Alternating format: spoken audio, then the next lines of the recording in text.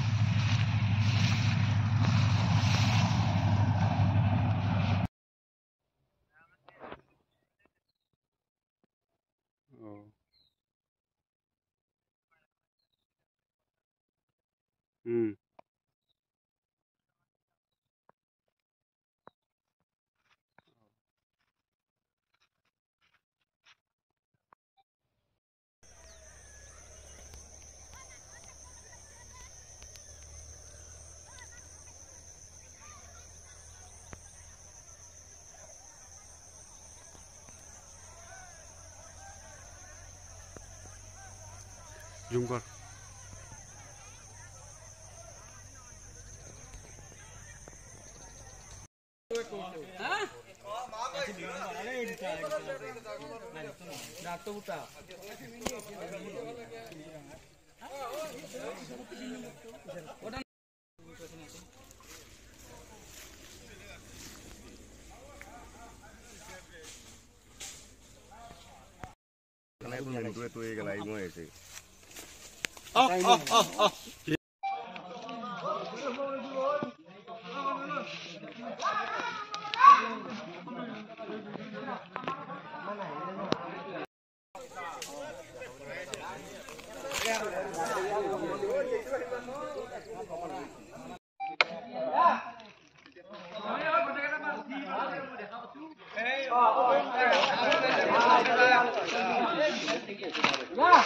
गणपति बाप्पा मोरिया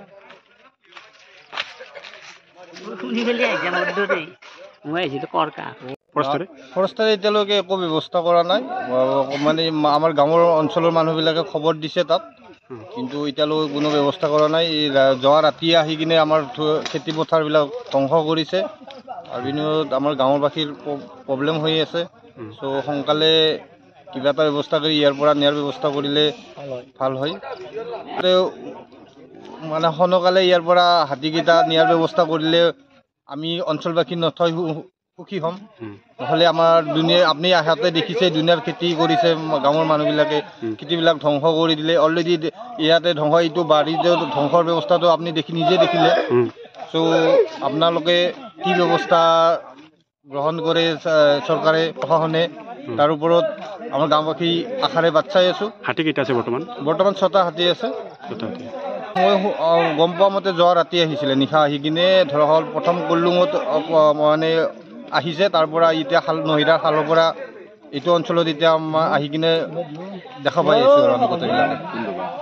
দাদা আপোনাৰ মাটি নেকি? মোৰ মাটি খাই আছে আপোনাৰ? খাই আছে 10টা হাতী খাই আছে, এতিয়া নাযায় খেদিলেও জানাছিল। মই এইফালে এটা লগে জানাছিল, জানে নাহিল বোলে সিহঁতে তাত পেৰে নহিৰাৰ পৰা খেদি আনি বোলে জংঘলে দিব সুমি গেল, সুমি যাওঁতে হাতে এৰি গুচি গেছি। এই হাতীকেইটা নহিৰাৰ পেৰে খেদি আনি তেল ডিপুৰ এমাৰ ফিৰে দিছি, যাওঁতে আমাৰ দিনটো ৰাতিপুৱাৰ পৰা ধানে খাই আছে, খেদি তত নাপাওঁ 10টা হাতী। ফৰেষ্টাৰ অহাই নাই, ফৰেষ্টাৰে খেদি দিছি।